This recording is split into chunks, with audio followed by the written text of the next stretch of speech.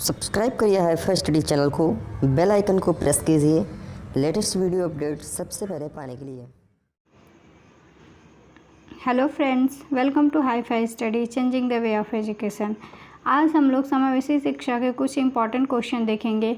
हम लोगों ने समावेशी शिक्षा का 2 चैप्टर पढ़ लिया है, उसी का आज हम इंपॉर्टेंट क्वेश्चन देखेंगे कि किस प्रकार से क्वेश्चन आपके एग्ज़ाम में पूछा गया है। ठीक है, पहला क्वेश्चन है हमारा, शिक्षक प्रशिक्षु को प्रशिक्षण अवधि में समावेशित शिक्षा पर आधारित प्रशिक्षण के 2 उद्देश्य बताइए। देखिए, आप लोग जब स्कूल में पढ़ाने जा रहे हैं तो आपको समावेशी शिक्षा का क्या प्रशिक्षण दिया जा रहा है। हम लोग समावेशी शिक्षा क्यों पढ़ रहे हैं? क्योंकि हम लोग जान सके कि जो प्रतिभाशाली या जो विशिष्ट बालक के अंतर्गत बालक आते हैं उनको किस प्रकार शिक्षा दी जाए। तो उसके उद्देश्य क्या है? वे समावेशी बालकों की अक्षमताओं, रुचियों एवं समस्याओं से परिचित हो सके। ठीक है, जैसे आप स्कूल में पढ़ाने जाएंगे, अनेकों प्रकार के आपके क्लास में बच्चे रहेंगे, तो आप बच्चे की रुचि और बच्चा को जो क्षमता है, उसकी जो समस्या हो, उससे परिचित हो। ठीक है, इसका पहला उद्देश्य हो गया। दूसरा, वे समावेशी बालकों के प्रति धैर्यवान हो। आपको जो समावेशी बालक है उनके प्रति क्या रहना पड़ेगा? धैर्यवान। ठीक है, पहला क्वेश्चन समझ में आ गया सबको। सेकंड है हमारा, समावेशी शिक्षा के अंतर्गत किस प्रकार के बच्चे आते हैं। देखिए, मैंने आपको बताया है कि समावेशी शिक्षा के अंतर्गत जितने भी शारीरिक अक्षमता वाले बालक हो गए, मानसिक अयोग्यता वाले बालक हो गए, भावनात्मक एवं व्यवहारिक विकारों वाले बालक और बौद्धिक भिन्नता वाले बालक, जिनका IQ लेवल अलग अलग हो, उन्हें बौद्धिक भिन्नता वाले बालक कहते हैं। मानसिक अयोग्यता वाले बालक जैसे मंदबुद्धि बालक हो गए या फिर पिछड़े बालक हो गए। ठीक है, तो ये सारे बालक क्या आ जाएंगे? हमारे समावेशी शिक्षा के अंतर्गत आ जाएंगे। समावेशी शिक्षा के अंतर्गत ये बच्चे आते हैं। ठीक है, नेक्स्ट क्वेश्चन है हमारा, समावेशी शिक्षा तथा समान शिक्षा का उद्देश्य क्या है। देखिए, कोई भी शिक्षा हो, सबका समान उद्देश्य होता है, एक ही उद्देश्य से सबको पढ़ाया जाता है। ठीक है, तो समावेशी शिक्षा तथा समान शिक्षा का उद्देश्य लगभग समान होते हैं। जैसे देश का विकास, बालकों की उपयुक्त शिक्षा के द्वारा मानवीय संसाधनों का विकास, नागरिक विकास, समाज तथा पुनर्गठन तथा व्यावसायिक कार्यकुशलता आदि प्रदान किया जाना चाहिए। ठीक है, ये समझ में आ गया कि समावेशी शिक्षा या समान शिक्षा का उद्देश्य क्या है। हमें बच्चों को इस प्रकार पढ़ाना है कि हमारे देश का विकास हो, नागरिक विकास हो। ठीक है, नेक्स्ट क्वेश्चन है हमारा, समावेशित बालकों की पहचान क्यों आवश्यक है। देखिए, जब आप टीचर बनने जा रहे हैं तो आपको समावेशी बालकों की पहचान, सबसे पहले बच्चे की पहचान करना है कि बच्चा समावेशित बालक है कि नहीं। ठीक है, अधिकांश बाधित बालक विद्यालय तथा समाज में बिना पहचाने रह जाते हैं, चाहे वे स्कूल जाते हों अथवा नहीं। इसके परिणाम स्वरूप वे अपनी कक्षाओं तथा प्रतिभाओं के पूर्ण रूप से विकास नहीं हो पाता। देखिए, अगर बच्चा कोई है, ठीक है, वो समावेशित बच्चा है, विशिष्ट बच्चा के अंतर्गत आ रहा है, अगर हम उसकी पहचान नहीं करेंगे, उसी प्रकार उसको क्लास में बैठा के पढ़ा जाएंगे तो उसका पूर्ण रूप से विकास नहीं हो पाएगा। मान लीजिए कोई धीमी गति से बच्चा सीख रहा है और क्लास में हम सामान्य गति से पढ़ा रहे हैं तो वो बच्चा सीख नहीं पाएगा। तो इसलिए हमें जो जितने भी समावेशित बालक होते हैं पहले उनकी पहचान करना होता है और बच्चे की आवश्यकता अनुसार बच्चा किस प्रकार से सीख रहा है उस प्रकार से हमें बच्चे को पढ़ाना पड़ता है। ठीक है, यहाँ तक समझ में आ गया आपको। अतः ऐसे बालकों के लिए ऐसे अध्यापक की आवश्यकता होती है कि वे बाधित बालकों की पहचान कर सके। ये बालकों के व्यवहार द्वारा उन्हें आसानी से पहचान लेते हैं। ठीक है, यहाँ तक समझ में आ गया। नेक्स्ट क्वेश्चन है हमारा, विद्यालय में समावेशी शिक्षा प्रदान किए जाने वाले अध्यापक की भूमिका क्या है। देखिए, जब आप शिक्षक बनने जा रहे हैं, अध्यापक बनने जा रहे हैं तो आपकी भूमिका क्या होनी चाहिए। समावेशी बालकों में कुछ विशिष्ट प्रवृत्तियाँ पाई जाती हैं, जैसे ये अंतर्मुखी हो सकते हैं, निराशावादी हो सकते हैं, सावेगिक, स्थिर, शर्मीले टाइप के, या निष्क्रिय या आत्म केंद्रित या चिंताग्रस्त। ठीक है, आपको ऐसे बालक मिल जाएंगे जो अंतर्मुखी हो, निराशावादी हो। तो हमें क्या करना है, कभी कभी उग्र एकांकी भावना वाले होते हैं।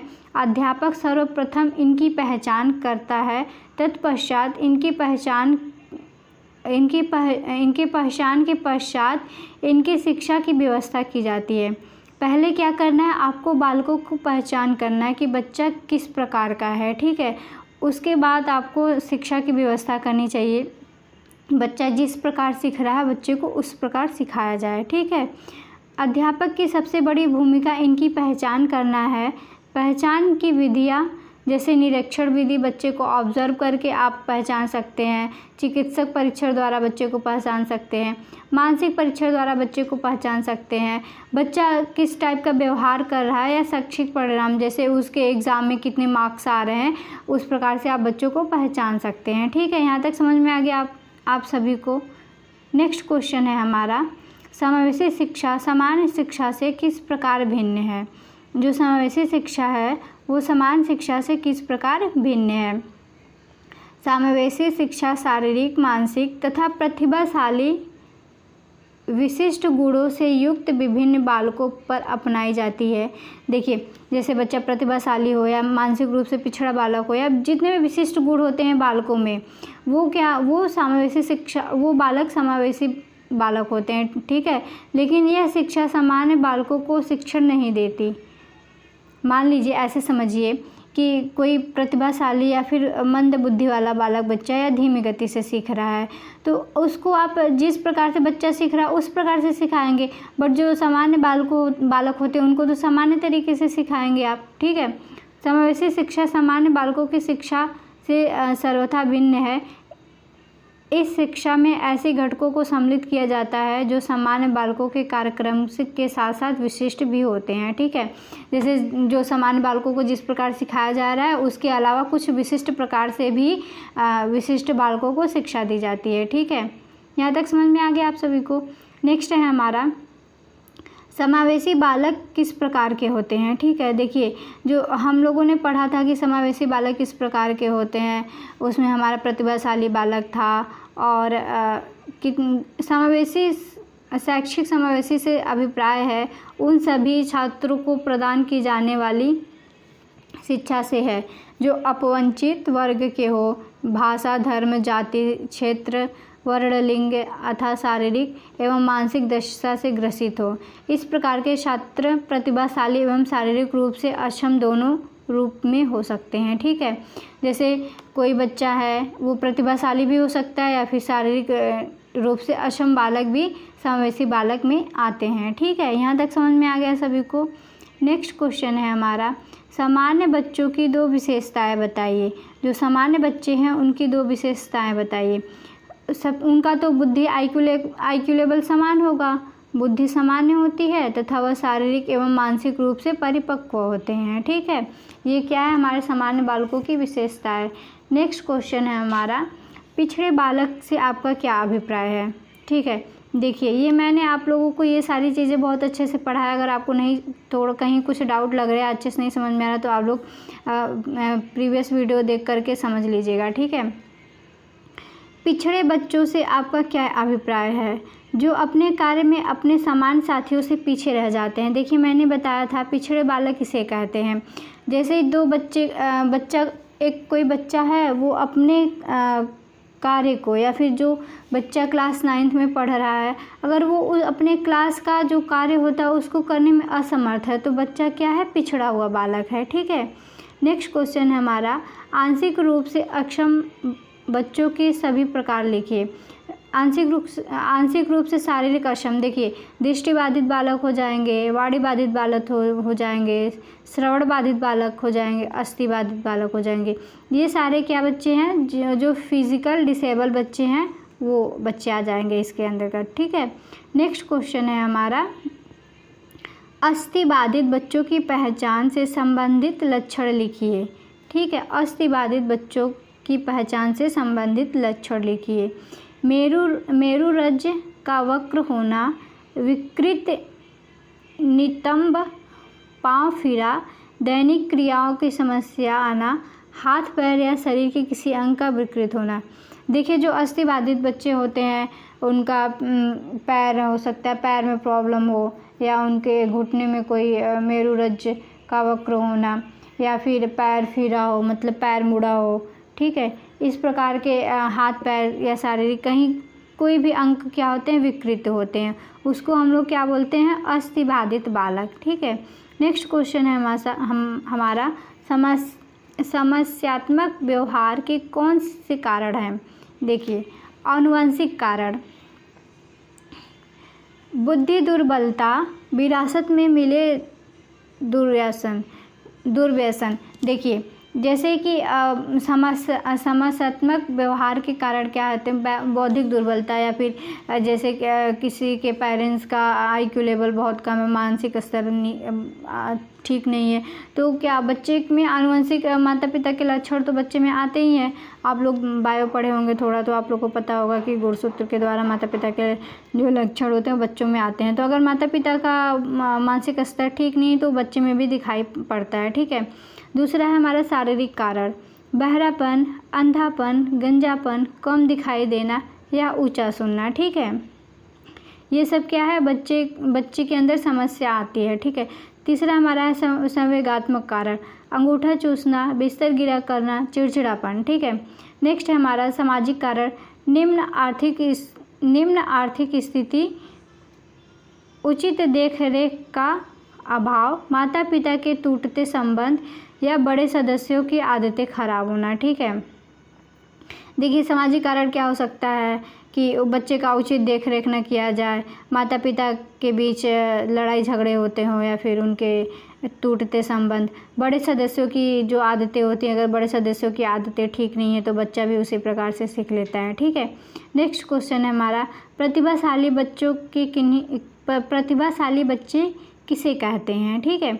देखिए प्रतिभाशाली बालकों की बुद्धि सामान्य बालकों से अधिक होती है, सामान्य बालकों से IQ लेवल इनका ज़्यादा है, तभी तो प्रतिभाशाली बालक के अंतर्गत आएंगे। ठीक है।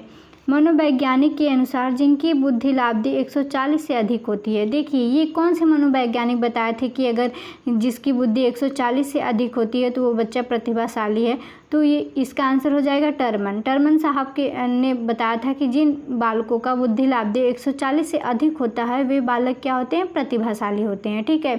कुछ बालकों की बुद्धि लाब्धि 180 से 190 तक होती है। ठीक है। कुछ प्रतिभाशाली बालक होते हैं जिनकी बुद्धि लाब्धि 180 से 190 तक होती है। नेक्स्ट क्वेश्चन है हमारा, अपवंचित बालक से क्या अभिप्राय है। अपवंचित बालक किसे कहते हैं। अपवंचित बालक वे हैं जिन्हें सुविधाएं न मिल रही हो जो उन्हें मिलनी चाहिए, अथवा जो उनकी श्रेणी के अन्य साथियों को मिल रहा है, जैसे आर्थिक, सामाजिक, सांस्कृतिक सुविधा से वंचित बालक भाषा, धर्म, जाति, वर्ग, क्षेत्र, लिंग के कारण अपवंचित रह जाते हैं। देखिए बच्चों को अपने विकास के लिए जो सुविधाएं उनको चाहिए होती है, अगर वह नहीं मिल पा रहा है, सामान्य बालकों जैसे सामान्य बालक है उनको पढ़ाई से लेके हर सारी सुविधाएं मिलती है। कुछ ऐसे बालक होते हैं जिनको अपने सुविधाओं, अपने विकास हेतु निम्न सुविधाएं भी उपस्थित हैं, जैसे बच्चे का आर्थिक स्थिति ठीक नहीं है तो उसको पढ़ाई से रिलेटेड बुक हो गया, पेन पेंसिल अगर नहीं मिल पा रहा है किसी भी वजह से, तो बच्चा क्या हो जाता है, अपवंचित बालक के अंतर्गत आता है। ठीक है, उसे अपवंचित बालक कहते हैं। नेक्स्ट क्वेश्चन है हमारा, प्रतिभाशाली बालकों की बुद्धि लाब्धि कितनी होती है। देखिए अलग अलग वैज्ञानिक जो हैं वो अपना अलग अलग मत दिए हैं। तो जो प्रतिभाशाली बालक होते हैं जिनकी बुद्धि लाब्धि 120 से अधिक होती है। ठीक है, अगर टर्मन के अनुसार पूछे तो आप लोग 140 लगाइएगा। ठीक है, और वैसे पूछे तो आप लोग एक एवरेज ले सकते हैं 120 या 125 से, जिनकी बुद्धि लाब्धि अधिक होती हैं उन्हें प्रतिभाशाली बालक कहते हैं। कुछ बालकों की बुद्धि लाब्धि 180 से 190 तक हो सकती है। ये क्वेश्चन हम लोगों ने ऊपर पढ़ लिया है। ठीक है, नेक्स्ट क्वेश्चन है हमारा, विशिष्ट बालकों की 2 विशेषताएं बताइए। देखिए विशिष्ट बालकों की 2 विशेषताएं बताइए। विशिष्ट बालक की प्रमुख विशेषता है कि वे कक्षा में सामान्य स्तर के बालकों के साथ समायोजित नहीं कर पाते। जो विशिष्ट बालक है, मान लीजिए धीमी गति से सीखने वाला बालक है या अपवंचित बालक है, तो अपने आप को सामान्य बच्चों के साथ वो घुल मिल नहीं पाते हैं, अपने आप को समायोजित नहीं कर पाते हैं। ये बालक प्रतिभावान भी होते हैं, जैसे कि प्रतिभाशाली बालक हो गए, वो भी तो विशिष्ट बालक के अंतर्गत आते हैं। ठीक है, और मंदबुद्धि बालक भी हो सकते हैं, ये भी विशिष्ट बालक के अंतर्गत आते हैं। विशिष्ट बालकों की निम्न विशेषताएं होती है, जैसे भिन्नता हो गया, विचलन हो गया, आयाम हो गया, निमित्त शिक्षण आदि। ठीक है, यहाँ तक समझ में आ गया सबको। नेक्स्ट क्वेश्चन है हमारा, सृजनात्मक बालकों की पहचान हेतु किए जाने वाले किन्हीं 2 परीक्षणों का उल्लेख कीजिए। जो सृजनात्मक बालक है उनकी पहचान हम कैसे करेंगे, ठीक है। इन्हें 3 परीक्षण द्वारा पहचान कर सकते हैं हम लोग। पहला है शाब्दिक, दूसरा है अशाब्दिक, तीसरा है शाब्दिक अशाब्दिक, सामान्य सृजनात्मक परीक्षण, भाषा सृजनात्मक परीक्षण एवं गणित सृजनात्मक परीक्षण, ठीक है। इनसे क्या करेंगे हम लोग, बालकों की पहचान करेंगे, ठीक है। नेक्स्ट क्वेश्चन है हमारा, शैक्षिक पिछड़ेपन के 2 प्रमुख कारण बताइए। देखिए, शैक्षिक रूप से बच्चा क्यों पिछड़ जाता है उसका कारण बताइए। निम्न सामान्य बुद्धि, ठीक है। एक तो जो निम्न सामान्य बुद्धि का मतलब सामान्य बुद्धि से थोड़ा सा कम बुद्धि, जिनका सामान्य IQ से थोड़ा सा कम IQ होता है, तो वो हो गया हमारा निम्न सामान्य बुद्धि। दूसरा है परिवार का वातावरण। अगर देखिए परिवार का वातावरण ठीक नहीं है, अगर परिवार की आर्थिक स्थिति ठीक नहीं है, बच्चा ठीक से स्कूल नहीं जा पा रहा है, जैसे कि कुछ बच्चे ऐसे होते हैं जो मजदूरी वगैरह करने जाते हैं तो डेली स्कूल नहीं आ पाते हैं, तो वो बालक कहीं ना कहीं शैक्षिक रूप से पिछड़ जाते हैं, ठीक है। इसके अतिरिक्त शारीरिक दोष, वंशानुक्रम, परिवार की निर्धनता आदि कारण भी होते हैं, ठीक है। नेक्स्ट क्वेश्चन है हमारा, समस्यात्मक बालक किसे कहते हैं। देखिए, समस्यात्मक बालक वे बालक हैं जिनका व्यवहार गंभीर रूप से असाधारण हो। जैसे कुछ बच्चे होते हैं उनका जो व्यवहार होता है वो असाधारण, अजीबोगरीब व्यवहार करते हैं। जैसे चोरी करने वाला, झूठ बोलने वाला बालक, ठीक है, चोरी करते हैं और बात में झूठ बोलते हैं, तो वो क्या आ जाएंगे, समस्यात्मक बालक होते हैं, ठीक है। नेक्स्ट क्वेश्चन है हमारा, बाल अपराध रोकने हेतु 2 प्रमुख उपाय बताइए। मैंने आप लोगों को ये अच्छे से पढ़ाया है कि बाल अपराध को किस प्रकार रोकना चाहिए, ठीक है। घर, विद्यालय, समाज में बालकों की आवश्यकताएं, सुविधाएं उपलब्ध कराना। देखिए, अगर बच्चे की आवश्यकताएं पूर्ण हो रही है, कभी कभी ये होता है कि बच्चे की आवश्यकता घर या परिवार या समाज से नहीं पूरा हो पाता, तो बच्चा क्या करने लगता है, चोरी करने लगता है, झूठ बोलने लगता है। वो कहीं ना कहीं से अपनी आवश्यकताओं को पूरा करना चाहता है। तो हमें क्या करना है, जो बच्चे की आवश्यकताएं होती हैं उनको पूरा करके रखना है, ठीक है, ताकि बच्चा अपराध के रास्ते पर न जाए। दूसरा है हमारा, अपराधियों की संगत से दूर रखना। देखिए, जो बच्चे खुद अपराध के रास्ते पे हैं उनके संगत से बच्चों को दूर रखना, ठीक है। उनकी मूलभूत आवश्यकताओं की पूर्ति के लिए साधन जुटाना बाल अपराध रोकने के लिए आवश्यक है। अभिभावकों को भी इस हेतु निर्देश दिए जाने चाहिए। जो अभिभावक होते हैं, जो बच्चे के पेरेंट्स होते हैं, उनको निर्देश दिए जाने चाहिए कि बच्चे की जो भी आवश्यकताएं हो उसको पूर्ण करें, ठीक है। नेक्स्ट क्वेश्चन है हमारा, वाक दोष का अर्थ स्पष्ट कीजिए। वाक दोष किसे कहते हैं, ठीक है। वाक दोष, विकलांग बालकों में वाणी दोष। देखिए, वे बालक जो ठीक तरीके से बोल नहीं पाते, जिनमें वाणी दोष होता है, ठीक है, उसे क्या बोलते हैं, वाणी दोष वाले बालक बहुत होते हैं। वाणी दोष वाले बालक या तो ठीक प्रकार से बोल नहीं पाते अथवा उनके द्वारा बोली गई बात श्रोता भली भांति समझ नहीं पाता अथवा देर से समझता है। ऐसे बोलने वाले दोष प्रमुख है। पहला है उच्चारण संबंधी दोष। हो सकता है बच्चा बोल रहा हो और उसका जो उच्चारण हो ठीक नहीं कर पा रहा हो, ठीक है। देर से बोलने वाले दोष, कुछ बच्चे होते हैं जो रुक के अटक के मतलब कुछ सोच के देरी से बोलते हैं, ठीक है। हकला के बोलते हैं। ओष्ठ विकृति, ठीक है, आवाज़ की समस्या, कुछ बच्चे होते हैं बहुत धीमी गति से बोलते हैं। श्रवण विकृति, ठीक है। ये समझ में आ गया वाक दोष का अर्थ। नेक्स्ट क्वेश्चन है हमारा, बाल अपराध के 2 कारण बताइए, ठीक है। किन कारण से बच्चा बाल अपराधी बन जाता है। बाल अपराध एक सामाजिक कारण है। पहला हो गया पारिवारिक कारण, दूसरा है भौतिक वंशानुक्रम, ठीक है। नेक्स्ट क्वेश्चन है हमारा, अधिगम अक्षमता करने वाले बालक के प्रकार बताइए, ठीक है। देखिए, जो बच्चा अधिगम अक्षमता वाला बालक है, जैसे जिनमें लर्निंग डिसेबिलिटी बालक है, उनके 2 प्रकार कौन से हैं। सामान्य अधिगम अक्षमता, एक तो होता है जिसमें सामान्य अधिगम अक्षमता होता है, दूसरा होता है जटिल अधिगम अक्षमता, जो किसी भी प्रकार से समझ नहीं पाते हैं, ठीक है। तो यहाँ तक हम लोगों ने देख लिया, दोनों चैप्टर का क्वेश्चन हम लोगों ने कर लिया कि किस प्रकार से आपके एग्ज़ाम में क्वेश्चन पूछा गया होगा। आई होप आप लोग को ये क्वेश्चन समझ में आया होगा। अगर समझ में आया हो वीडियो को लाइक कीजिएगा, चैनल को सब्सक्राइब कीजिएगा और अपने दोस्तों में शेयर कीजिएगा। ठीक है, मिलते हैं नेक्स्ट वीडियो में, तब तक के लिए टेक केयर, बाय बाय।